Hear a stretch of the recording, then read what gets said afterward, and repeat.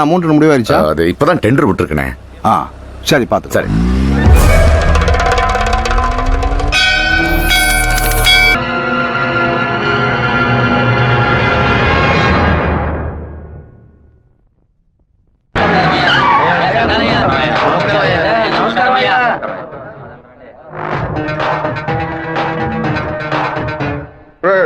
సిక్కులేని వాడ దరిద్రుడా, నీకెందుకు ఇంత పెద్ద మీసం? చెప్పుతో కొట్టండి బయట ఉన్నాయనా? ఇలా బానిస ఎమ్మెల్యేగా ఉండడానికి బదులు పదవికి రాజీనామా చేసి తిరుపతిలో టోపులు అమ్ముకోవచ్చు. ఎందుకు నా ఫోటోని చెప్పులతో కొడుతున్నారు? మీరే కదా కొట్టమన్నారు. ఏదో కోపంలో చెప్తే కొట్టడమేనా? రేపు నన్ను నరకమంటే నరికేస్తారా? గెలిచి 2 ఏళ్ళు అయిందిరా, 10 పైసలు సంపాదించుకోలేదు. అన్నిటికీ వాడు లెక్కలు అడుగుతున్నాడు. పుట్టెంట్రుకలు థియేటర్ నుంచి పెళ్లల వరకు దక్షిణ ఇవ్వాలట. పక్కూరి ఎమ్మెల్యేని చూడండిరా, గెలిచిన 6 నెలల్లో ఆడి కారు కొన్నాడు. వాడు ఆడి కొనుక్కుంటే మన ఆడగంట కొనుక్కుందాం అంటే ఆడగంట కొనుక్కుందాం అన్నాడు. ఆడి కారికి ఆడటానికి తేడా తెలియని మిమ్మల్ని ఉంచుకుని నేను ఎలా నా పైకి వస్తాను? ఏమండోయ్, బుక్కరాయి సత్రంలో రైల్వే స్టేషన్ కట్టబోతున్నారటగా. అలాగే మా అక్కయ్య గారు ఊరు ఉరవకొండలో స్టేషన్ కట్టారంటే నేను వెళ్లి రావడానికి వీలుగా ఉంటుంది. రావే, మన ఇంటావు పక్కింటోడి వాకిల ముందు పేడేస్తోంది. ఎదురింటి దున్నపోతే ఎవడింటి ముందు పేడేస్తే నీకేంటే? లోపలికి పో. అన్నా, స్టేషన్ వస్తే మిల్లు అన్నారు 10 లక్షలు ఇస్తానన్నాడు. వారి శక్తి వదలేరా. బుక్కరాయ సత్రానికి రాని రైల్వే స్టేషన్ ఏ ఊరికి రాకూడదు. ఏం చేయమంటావు అన్నా? వేంపల్లి పులివెందుల వేపున రైల్వే ట్రాక్ లో బాంబు పేలాలి. రామగిరికి రైల్వే స్టేషన్ వస్తే ట్రైన్ కే బాంబు పెడతామని రైల్వే మినిస్టర్ కి లెటర్ పంపండిరా. ఆ ఫైల్ ని వెంటనే క్లోజ్ చేసి పడేస్తారు. శివా, రైలు పట్టాలకు బాంబు పెట్టారా?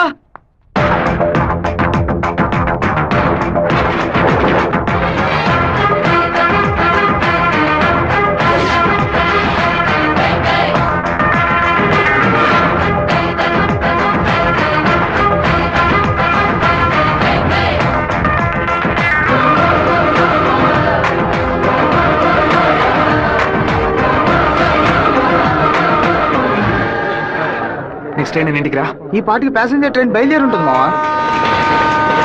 నువ్వు ఇలా క్రౌడింగ్ క్లియర్ చేసి. సరే శివ, నువ్వు బ్యానర్ ఫ్లాగ్ కట్ట. అలాగే మావా, అలాగే మావా. ట్రైన్ వచ్చే టైం ఏందిరా? ఇట్లా దాన్ని పట్టుకోరా, ఇట్లా పట్టుకో. ఆపండి. అవును సార్, ట్రైన్ ఆపండి. పరిగెట్టుకుంటూ వస్తున్నారు. దయచేసి ఆపండి, ఆపండి, ఆపండి.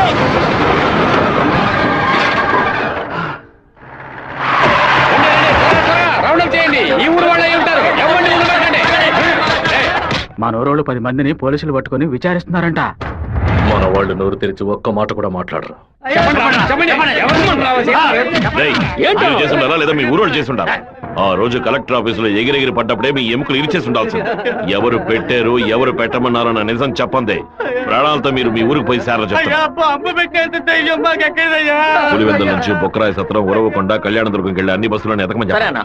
వేమల, వేంపల్లి, నందిమండలం దగ్గర మనుషులు నించోబెట్టి పులివెందులకు వచ్చి అన్ని బస్సులను వెతకమని చెప్పండి. ఇదంతా పాత రూట్ రా. తప్పు చేసిన వాడు తప్పించుకోవడం అనేది సెల్ ఫోన్ రాక ముందు. ఈ కాలంలో పక్కనే దాక్కుని నుండి మ్యాటర్ తెలుసుకుని మనుషులుగా కలిసిపోవడం కొత్త స్టైల్. రైల్వే ట్రాక్ పడమట వైపు వెళ్ళారంటే వాళ్ళు ఖచ్చితంగా మామిడితో వైపు వెళ్ళి ఉండాలి. వాళ్ళని పోలీసు వాళ్ళు జల్లెడేసి మరీ వెతుకుతున్నారు శివ. పోలీసులకు బాంబులో ఎన్ని కిలోల మందు ఉంది, ఎన్ని మీటర్ల తీరుంది, ఎంత సౌండ్ తో పేలింది, నాటు బాంబా, ల్యాండ్ మైనా, టైం బాంబా, మొబైల్ బాంబా, దూరం నుంచి విసిరేసారా, దగ్గర నుంచి అంటించారని కనిపెట్టేలోగా సాయంత్రం అవుద్ది. వాళ్ళు ఎస్కేప్ అయ్యేలోగా మనం ఎలాగైనా కనిపెట్టాలరా.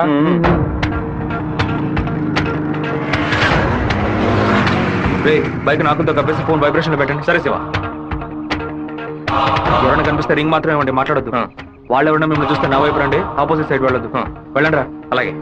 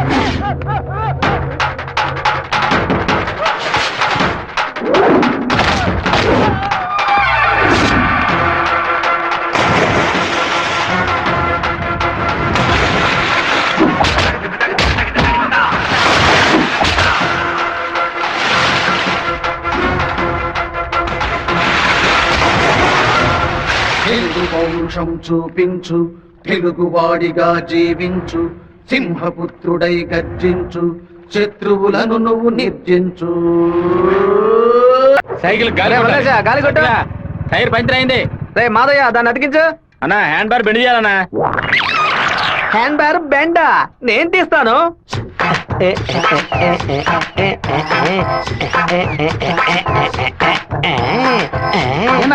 హ్యాండ్ బార్ బెండ్ తీయడానికి మాత్రం ఆయన వెళ్తారండి. అదొక వ్యాధిరా. ఎక్కడ హ్యాండ్ బార్ బెండుగా ఉన్నా అన్న కాళ్ళు వెడల్పు చేసుకుని వెళ్ళిపోతాడరా. బెండు తీసినట్టుంటది, దురద తీర్చుకున్నట్టుంటది. అన్నా తప్పుకో బద్దలై ఉంటుంది. ఏంటిది 2 గుడ్లు బాగా కొట్టావు? 2 గుడ్లు పగిలినందుకే అంతలా బాధపడుతున్నావే. ఇక్కడ నా పరిస్థితి ఎక్కడికని వెళ్ళేది? చెప్పింది కొనేమంటరా. రారా బావా 10 సైకిల్ అద్దె కావాలరా. ఎందుకురా బావా? పక్కూరోళ్ళ పంచలు ఓడదేయడానికి వెళ్తున్నారా? బైక్ లో పోవచ్చు కదా. బైక్ అయితే పెట్రోల్ అయిపోయినా పంచర్ అయినా మోసుకురాగలమా? అదే సైకిల్ అయితే ఈజీగా మోసుకురావచ్చు. సూపర్ ఐడియా రా బావా. నా సైకిల్ మొత్తం తీసుకెళ్ళండి. అద్దె కూడా ఇవ్వద్దు. తొక్కండి రా, స్పీడ్ గా తొక్కండి. మామా అందరూ అక్కడే కూర్చున్నారు. ప్యాకాట ఆడుకుంటారా? ప్యాకాట మిమ్మల్ని ప్యాకాట అంటే పోవరా ఇక్కడి నుంచి. రండి చూసుకున్నాను.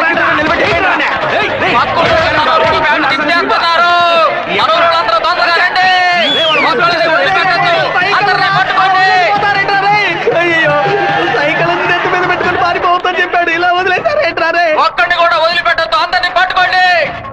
ఇలా వరకు తీస్తున్నావేంట్రా? గోలీ సోడా ఇప్పించావంటే దాహం తీస్తుంది. సైకిల్ తీసుకెళ్ళడానికి వాళ్ళు ఇక్కడికే రావాలి. అందరూ అట్టాగే కూర్చోండి. అందరూ కూర్చోండి, కూర్చోండి, త్వరగా కూర్చోండి. పట్టు పెట్టించాడు, నువ్వు ఖాళీ చేయించావు. అశో నీ సైకిల్ సేఫ్ గా ఉండాలి అంతేగా. చెప్పరా మామా? సరే మామా, ఇప్పుడు చూడు ఏం జరుగుతుంది. పొలంలో ఉన్న గడ్డి వాములన్నీ తగలబడిపోతున్నాయి. అందరూ బకెట్తో నీళ్లు తీసుకురండి. బావా సూపర్ ఐడియా రా. సింహపుత్రుడు అంటే నువ్వేరా?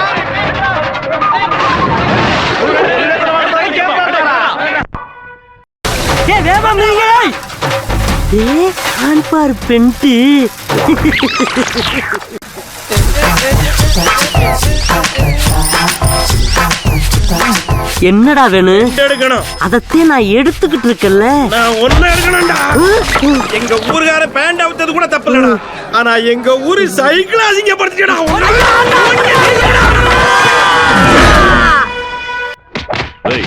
భైరవుడి గుడికి దండం పెట్టుకోవడానికి వెళ్ళినాడు అమ్మవారి గుడి బయట ఏం చేస్తా ఉంటారా? గుడికి వచ్చిన వాళ్ళు గొంతు కోసేద్దామని ప్లాన్ వేశారా? మీ ఊళ్ళో ఎగిరే కాకి కూడా మా ఊరు అమ్మవారి జాతరలో కనిపించకూడదు. అయ్యా ట్రావెల్స్ బాయ్ లోపల వెయిట్ చేస్తున్నాడు. కాఫీ ఇంట్లో అందరూ బాగున్నారా? అందరూ బాగున్నారమ్మా. ఎలా ఉన్నారు బాయ్? అయ్యా నమస్కారం. పిలు. ఉండు నేను పిలుస్తాను. అమ్మ నాయనా శివా, మీ నాన్న బయటకెళ్లారు, వచ్చి టిఫిన్ తినండు.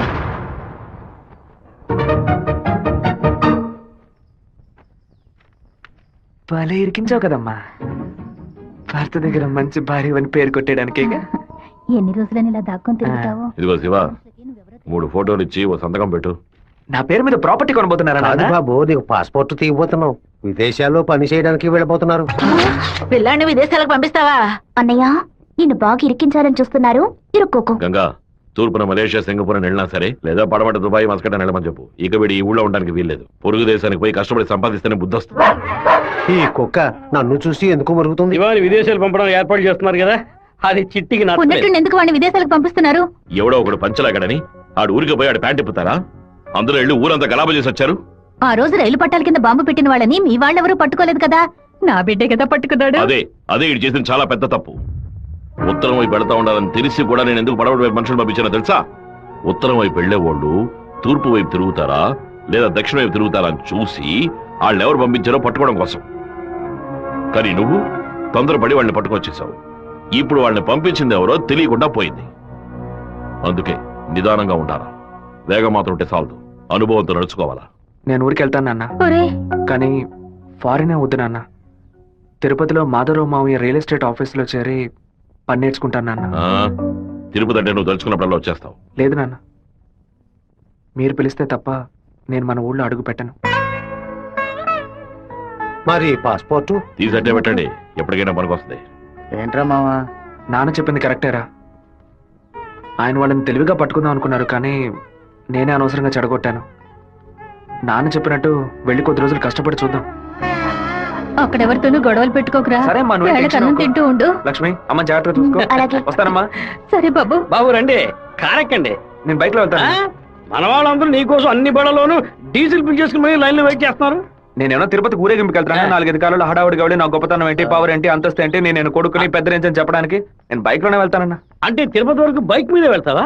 బైక్ బస్సు పైన ఉంటుంది, నేను బస్సు లోపల ఉంటాను. బావా ఎవర్రా నిన్ను ఊరు వదిలిపెట్టి వెళ్ళమంది? మీ నాన్న న్యాయం అడిగి వస్తాను. వద్దురా, లాగుతురా, వద్దు, నా మాట వినరా.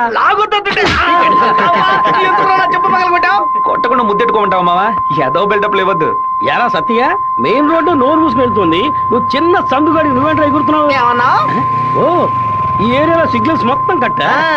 నీ కొడుకుని ఊరుకు తోలేసానని కోపమా? మనకున్నది ఒకే ఒక మగబిడ్డ, వాడు మనకి దూరంగా ఉండాల్సిన కర్మ ఏమిటండి? చూడగంగా, నేను రోజు పంచాయతీలు చేసేవాడిని, అందులో నలుగురు కొట్టాల్సి వస్తుంది. ఒకళ్ళిద్దరు సర్దుకుపోయినా ఇద్దరికైనా సరే కోపం ఉంటుంది కదా. నా మీద పగ తీర్చుకోవడం కోసం నా కొడుకునేమి చేయకూడదు కదా. అయ్యో, ఆడు క్షేమంగా ఉండాలనే ఊరికి పంపించాను. వాడికి ఏదైనా జరిగితే మన ఇద్దరు తట్టుకోగలవా చెప్పు గంగా?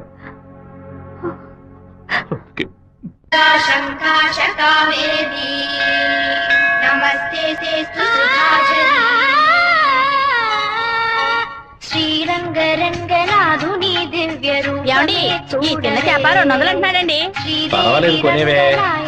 నామం సంతతం పాడవే, నీలవేణిలో నీటి ముత్యాలు, కృష్ణవేణిలో అలల గీతాలు. బలికి దొరకూడదు, బలికి దొరకూడదు, దొరకూడదు.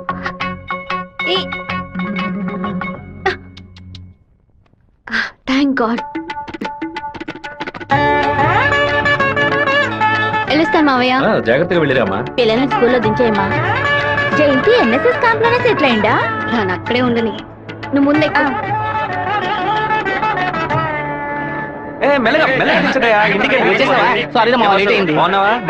బాగున్నారు, అందరూ నీకోసం వెయిట్ చేస్తున్నారు. సరే వెళ్ళి బైక్ జాగ్రత్తగా దింపించరా, వచ్చేస్తాను. అలాగే.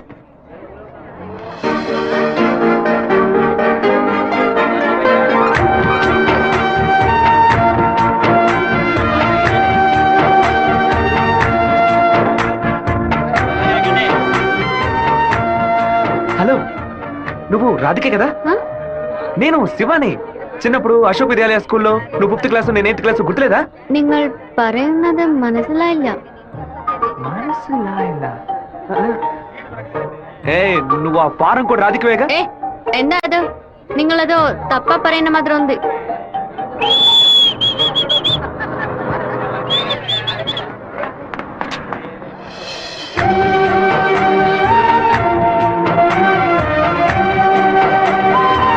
ఏంట్రా బావా చెప్ప పెట్టుకుని అలా బస్ ఎక్కిసావేంటి?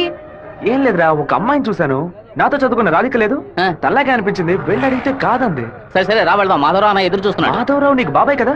రే అవన్నీ తర్వాత మాట్లాడుకుందాం, ముందు బండి ఎక్కరా. ఈ ఆఫీస్ ఇంకా అలాగే ఉందంటే.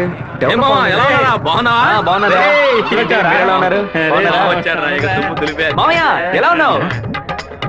లోనికి రా. ఏమైంది మామయ్య? లోనికి రా ఏమైందో చెప్పు.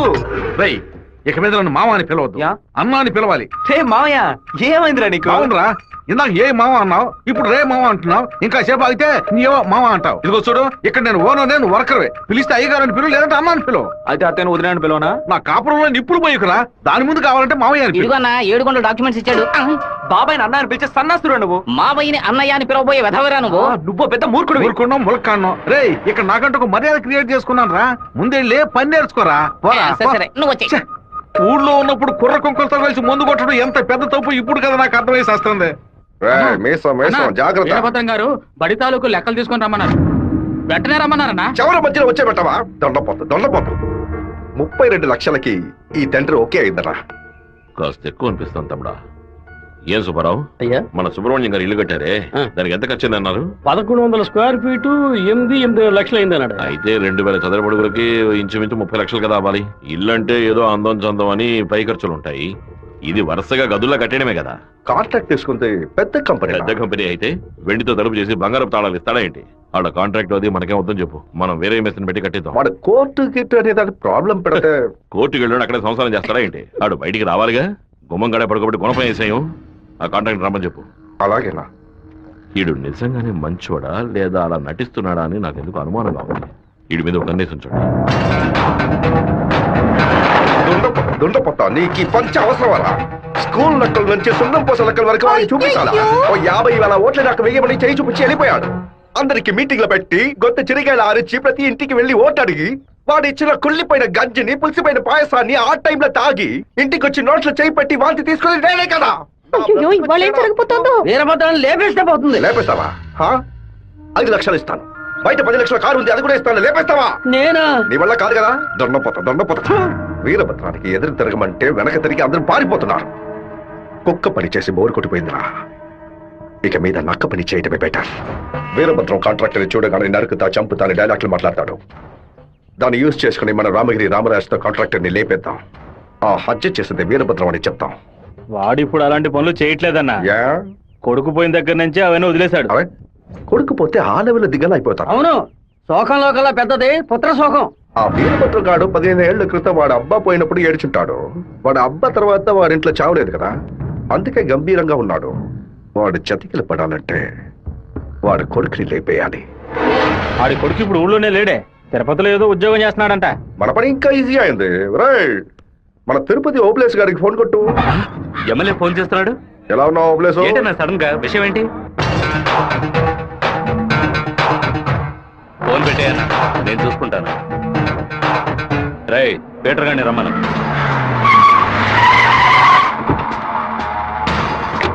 అబ్బాయి పేరు శివ, ఆర్కే రియల్ ఎస్టేట్ లో పనిచేస్తున్నాడు. నీకు వాడికి పర్సనల్ ప్రాబ్లం, అందుకే నువ్వు వాడిని లేపేసినట్టు రికార్డులో ఉండాలి. ఇది ప్లాండ్ మర్డర్ అని ఎవ్వరికీ తెలియకూడదు. టైం లిమిట్ లేదు. ఓర్పుగా జాగ్రత్తగా. ఈ పని డబ్బు కోసం చేయట్లా, పేరు కోసం చేస్తున్నాను. మిస్ అవ్వకూడదు. డబ్బులు తీసుకోలేదా? ఎవరన్నా వాడు? ఎమ్మెల్యే రాజశేఖరం, ఆంధ్రాలోనే ఎక్కువ ఓట్ల మెజార్టీతో గెలిచిన వాడు. ఎప్పటికైనా మంత్రి అవుతాడు. ఓకే అన్నా. మరి వాసు, శివన్ తీసుకుపోయి రేణుగుంట పక్కన ఉన్న మన లేఅవుట్ చూపించా. కుమారు, ఎయిర్పోర్ట్ పక్కన 4 ఫ్లాట్లు రీసేల్కి వచ్చింది. మలేషియా నుంచి ఒక పార్టీ కొట్టానికి వచ్చింది. చుట్టుపక్కల వాళ్ళకి తెలియదు బాక బేరం జరగొడతారు. ఎయిర్పోర్ట్ పక్కన ప్లాట్, రేణుగుంట ఎయిర్పోర్ట్ డెవలప్మెంట్ కి పక్కన ఉన్న ల్యాండ్స్ అన్ని గవర్నమెంట్ తీసుకుంటుందని విన్నాను. అది ఎక్కడ జరుగుతురా? రియల్ ఎస్టేట్ యూనియన్ చేత స్టాండర్డ్ తెప్పించాం కదా.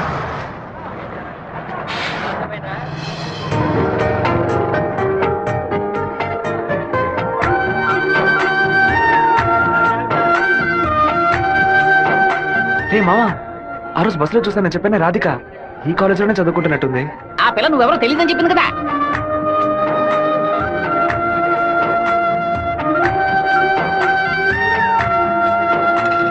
ముస్టేసే స్టైల్ కూడా అలాగే ఉందిరా. ముష్టెత్తుకోవడంలో రకరకాలు ఉన్నాయి, కానీ ముష్టేడు మాత్రం అందరూ ఒకే రకంగా వేస్తారా? ముస్టేయడంలో కూడా తేడా ఉంటుంది.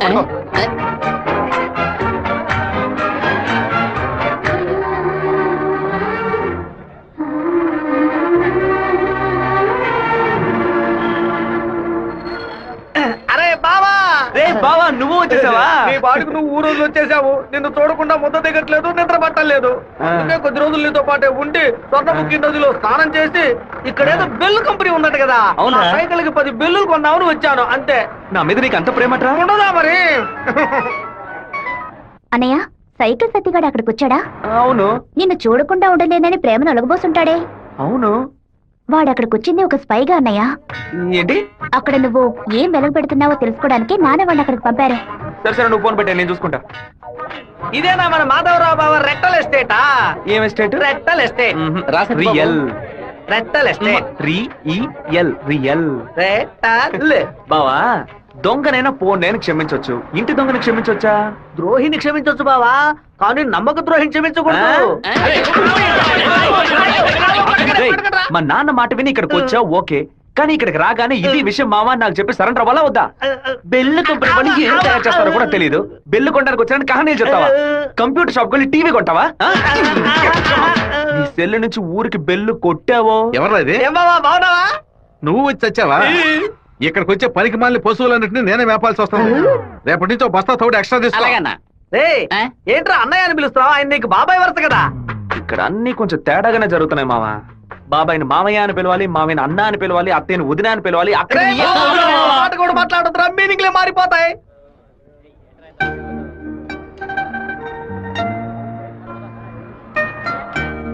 అరే బావా, బావ నేను ఆఫీసే కదా చూసుకోమన్నాడు, ఇక్కడుండి పరాకులు చూస్తావేంటి? ఆఫీస్ నే చూసుకుంటున్నాను నేను ఏమన్నా వీపీలా కనిపిస్తున్నానా? ఇక్కడుండి ఆఫీస్ ఎలా చూసుకుంటావు? ఆఫీస్ లోపల నుంచి చూస్తే ఆఫీస్ కనిపిస్తుందా? కనిపించదు. ఇక్కడ నుంచి చూడు, ఆఫీస్ ఎంత క్లియర్ గా బాగా కనిపిస్తుందో. నీకు అవసరమా నీకు ఇవన్నీ? విమల ఎవడే? తనకి మెసేజ్ చేస్తున్నాను.